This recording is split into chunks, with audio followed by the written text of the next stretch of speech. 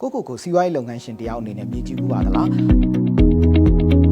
းအောင်မြင်တဲ့အမှုပညာရှင်တွေလိုပဲစီးပွားရေးလုပ်ငန်းရှင်တွေမှာလည်းစီးပွားရေးဓာတ်ခံဆိုတာရှိပါတယ်အဲ့တော့အဲ့စီးပွားရေးဓာတ်ခံဆိုတာဘာတွေဖြစ်မလဲအဲ့ဒီစီးပွားရေးဓာတ်ခံတွေရောကိုယ်မှာရှိသလားလေ့လာစမ်းစစ်ကြည့်ခြင်းနေဆိုရင်ကျွန်တော်ဒီဗီဒီယိုလေးကိုအဆုံးထိကြည့်ဖို့အတွက်တိုက်တွန်းချင်ပါတယ်ကျွန်တော်တော့ဦးအောင်ကိုဖြစ်ပါတယ် Databox ရဲ့ BBA Business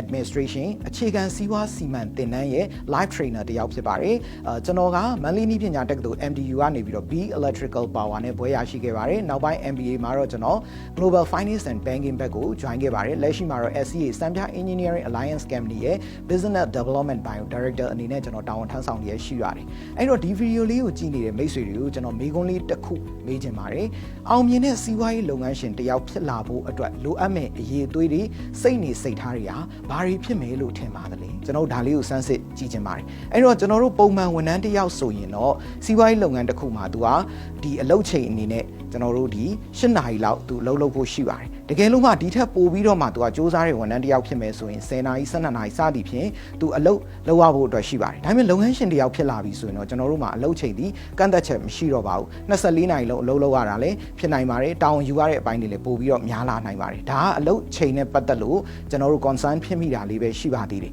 အဲ့တော့စီးပွားရေးလုပ်ငန်းရှင်တယောက်အောင်မြင်တဲ့စီးပွားရေးလုပ်ငန်းရှင်ဖြစ်လာဖို့အတွက်ဆိုရင်ဒီထက်ပိုပြီးတော့သူ့ရဲ့စိတ်နေစိတ်ထားတွေအရေးအချင်းတွေအများကြီးလိုအပ်ချက်ရှိလာပါတယ်အဲ့တော့ဒီလိုမျိုးရှိလာနိုင်တဲ့လိုအပ်တဲ့အရေးချင်းတွေစိတ်နေစိတ်ထားတွေကဘာတွေဖြစ်မလဲဆိုတာကိုကျွန်တော်တို့ဘယ်လိုမျိုးစမ်းစစ်ကြည့်နိုင်တယ်အဲ့တော့ပထမဦးဆုံးအနေနဲ့စမ်းစစ်ကြည့်နိုင်တဲ့အချက်ကတော့နံပါတ်1က risk ယူရဲဖို့ပဲဖြစ်ပါတယ်ကျွန်တော်တို့လူတော်များများမှာစီးပွားရေးနဲ့ပတ်သက်တဲ့ idea တွေရှိကြပါတယ်ဒါပေမဲ့ဒီ idea တွေကိုတကယ်ဖြစ်လာအောင်လို့အကောင့်တွေဖော်ရဲတဲ့လူကတော့လူနည်းစုပဲရှိပါတယ်အဲ့ဒီအတွက်ကြောင့်မလို့အောင်မြင်တဲ့လုပ်ငန်းရှင်တယောက်ဖြစ်လာဖို့ဆိုရင် risk ယူပြီးတော့အကောင့်ထဲပေါ်နိုင်ဖို့အတွက်လိုအပ်ပါတယ်ကို idea ရှိထားတဲ့အရာတွေကိုတကယ်အကောင့်ထဲလက်တွေ့ဖြစ်လာနိုင်ဖို့အတွက်ကျွန်တော်တို့က investment တွေလုပ်ရမယ်ယင်းနှိမ့်မြုပ်နှံမှုလုပ်ဖို့အတွက်ကျွန်တော်တို့ဘယ်လိုမျိုးလုပ်မလဲဆိုတဲ့ဒီ idea ကိုအကောင့်ထဲပေါ်ရဲတဲ့ risk ကိုယူနိုင်တဲ့သူအားသာလျှင်အောင်မြင်တဲ့စီးပွားရေးလုပ်ငန်းရှင်တယောက်ဖြစ်လာမှာဖြစ်ပါတယ်အဲ့ဒီအတွက်ကြောင့်မလို့စီးပွားရေးလုပ်ငန်းအောင်မြင်တဲ့စီးပွားရေးလုပ်ငန်းရှင်တယောက်ဖြစ်လာခြင်းနဲ့ဆိုရင်ကျွန်တော်တို့ပထမဆုံးမေးခွန်းထုတ်ရမှာကတော့ဘာလဲဆိုရင်စမ်းစစ်ရမှာက risk ယူရဲသလားဆိုတဲ့အပိုင်းလေးပဲဖြစ်ပါတယ်နောက်ထပ် personality တခုကတော့ကျွန်တော်တို့ရေရှည်စီမံကိန်းချနိုင်ဖို့ပဲဖြစ်ပါတယ်အောင်မြင်တဲ့စီးပွားရေးလုပ်ငန်းရှင်တယောက်ကဆိုရင်ရေရှည်ကိုမျှော်တွေးပြီးတော့အနာဂတ်မှာစီမံကိန်းတွေကိုတွေးဆနိုင်တဲ့သူလည်းပဲဖြစ်ပါတယ်ကျွန်တော်တို့ဒီ skill ကဆိုရင်ခုနပြောခဲ့တဲ့ risk ယူရဲတယ်ဆိုတဲ့ skill နဲ့လည်းဆက်ဆက်နေပါတယ်ဘာဖြစ်လို့လဲဆိုတော့ကျွန်တော်တို့က risk ယူတယ်ဆိုတဲ့နေရာမှာအောင်မြင်နိုင်ခြေရှိတဲ့အကျိုးမြတ်ရနိုင်ခြေရှိတဲ့နေပယ်တစ်ခုမှာကျွန်တော်တို့ကစွန့်စားပြီးတော့ risk ယူမှသာလျှင်အောင်မြင်မှုကရရှိနိုင်မှာဖြစ်ပါတယ်အဲ့ဒီအတွက်ကြောင့်မလို့အောင်မြင်တဲ့စီးပွားရေးလုပ်ငန်းရှင်တယောက်ဖြစ်လာဖို့ဆိုရင်အနာဂတ်ကိုကြိုပြီးတော့တွေးဆနိုင်တတ်တဲ့အရေးသွေးရှိရပါတယ်ကျွန်တော်တို့ Amazon ရဲ့ Jeff Bezos ဆိုရင်ဒီ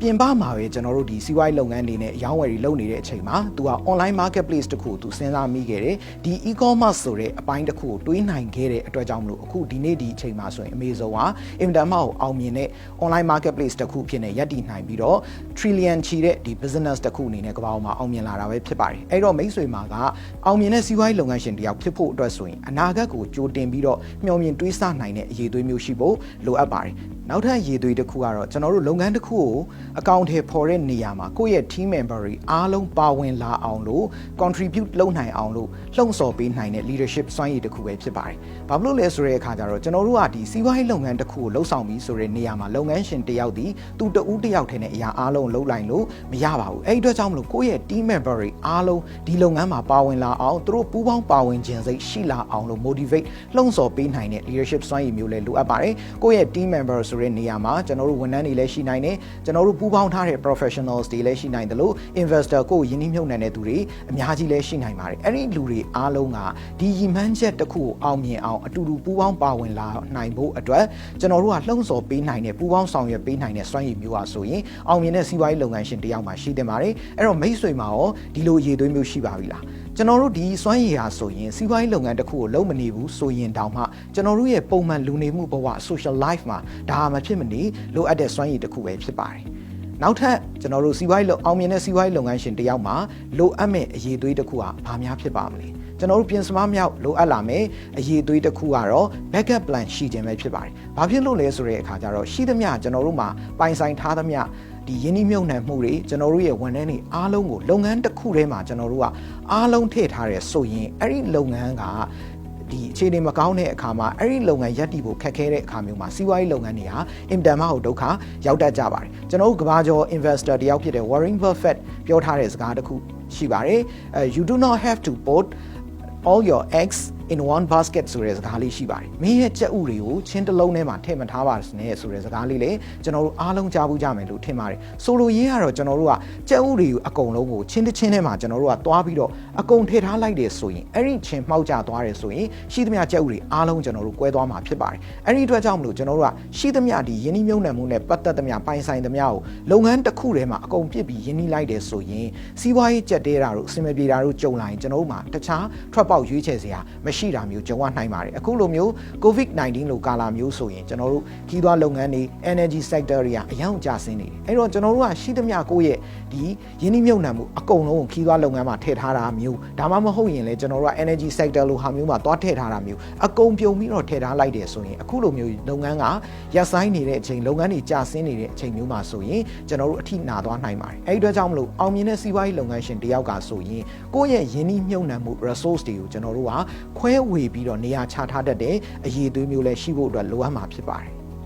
နောက်ဆုံးပြောပြသွားခြင်းနဲ့စီးပွားရေးတက်ခန့်တစ်ခုကတော့ကျွန်တော်တို့အကျိုးအမြတ်ကိုဘယ်လိုရရှိအောင်လို့ရှာဖွေမလဲဆိုတဲ့အချက်ပဲဖြစ်ပါတယ်စီးပွားရေးတက်ခန့်ရှိတဲ့သူအောင်မြင်တဲ့စီးပွားရေးလုပ်ငန်းရှင်တွေအားလုံးကကျွန်တော်တို့ပြောင်းလဲနေတဲ့ခေတ်တွေ trend တွေအခုလိုကာလမျိုးဆိုရင်ကျွန်တော်တို့ဒီလို COVID-19 ကာလမှာစီးပွားရေးလုပ်ငန်းတွေရဲ့ trend တွေနိုင်ငံရေးတွေစီးပွားရေးတွေအရာအားလုံးဟာဆိုရင်ကျွန်တော်တို့ပြောင်းလဲလို့နေပါတယ်အဲ့တော့တကယ်အောင်မြင်တဲ့စီးပွားရေးလုပ်ငန်းရှင်တွေကအဲ့ဒီအပြောင်းလဲတွေပေါ်မှာအခြေခံပြီးတော့ဘာတွေပြောင်းလဲနေသလဲဘယ်လိုမျိုးအခွင့်အလမ်းတွေရရှိလာနိုင်တယ်လဲဆိုတာကိုအမြဲတမ်းရှာဖွေနေကြပါတယ်အဲ့ဒီအတွက်ကြောင့်မလို့စီးပွားရေးလုပ်ငန်းရှင်ကောင်းတယောက်ကဆိုရင်ဖြစ်လာတဲ့အခြေအနေတွေပေါ်မှာမူတည်ပြီးတော့အမြဲတမ်းအကျိုးအမြတ်ကိုရရှိနိုင်တယ်လို့ကျွန်တော်တို့ယူဆရတဲ့အချက်အလက်တွေနဲ့အမြဲတမ်းအကျိုးအမြတ်ရရှိနိုင်မဲ့နယ်ပယ်တွေကိုရှာဖွေပြီးတော့သူတို့ယင်းနှိမ့်မြုပ်နှံနေကြတာဖြစ်ပါတယ်အဲ့ဒီအတွက်ကြောင့်မလို့စီးပွားရေးလုပ်ငန်းရှင်ကောင်းတယောက်မှာဆိုရင်အကျိုးအမြတ်ကိုရှာဖွေနိုင်တယ်ဆိုတဲ့အချက်အလက်အရေးသွေးမျိုးရှိဖို့လိုအပ်ပါတယ်အခုကျွန်တော်ပြောပြထားတဲ့အကြောင်းကတော့စီးပွားရေးလုပ်ငန်းရှင်ကောင်းတယောက်မှာရှိတဲ့အရေးအသွေးတွေပြီးသွားတဲ့အခါမှာသူ့ရဲ့စီးပွားရေးဓာတ်ခံတွေအကြောင်းကိုလည်းပြောပြသွားတာဖြစ်ပါတယ်အဲ့တော့မိတ်ဆွေတို့မှာရောဘယ်လိုမျိုးစီးပွားရေးဓာတ်ခံတွေရှိပြီးတော့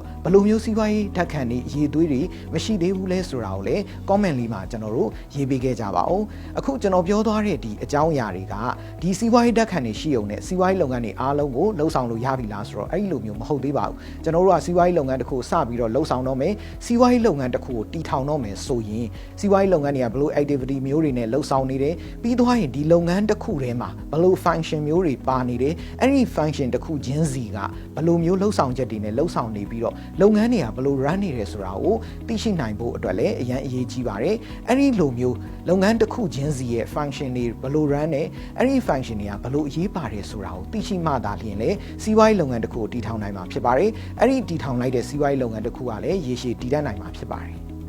တင်ရစီးပွားရေးလုပ်ငန်းတစ်ခုကိုတည်ထောင်ဖို့အတွက်ရည်ရွယ်ချက်နဲ့ဒီလိုမျိုး business ရဲ့ activity တွေကို business management တွေကိုလေ့လာခြင်းနဲ့ဆိုရင်တော့ကျွန်တော်တို့ရဲ့ BBA Basics Business Administration course မှာလေ့လာနိုင်ပါတယ် BBA Business Administration ရာဆိုရင် online သင်တန်းဖြစ်တဲ့အတွက်ကြောင့်မလို့နေရာအနှံ့ကနေပြီးတော့ကျွန်တော်တို့အချိန်မရွေးနေရာမရွေးလေ့လာသင်နိုင်ပါတယ်ဒီ course မှာဆိုရင်ကျွန်တော်တို့ကစီးပွားရေးလုပ်ငန်းတစ်ခုကိုဘယ်လို manage လုပ်တယ်လဲเนาะကျွန်တော်တို့ဒီစီးပွားရေးလုပ်ငန်းတစ်ခုမှာလိုအပ်တဲ့ activity တွေကဘယ်လိုမျိုး function တွေနဲ့ဘယ်လိုမျိုး run နေတယ်လဲဆိုတာကိုအသေးစိတ်သင်ကြားပေးသွားမှာဖြစ်ပါတယ်အဲ့ဒီအတွက်ကြောင့်မလို့ကျွန်တော်တို့ဒီစီးပွားရေးလုပ်ငန်းရှင်တွေဖြစ်စေနောက်ပြီးသွားတဲ့အခါမှာကျွန်တော်တို့ဒီ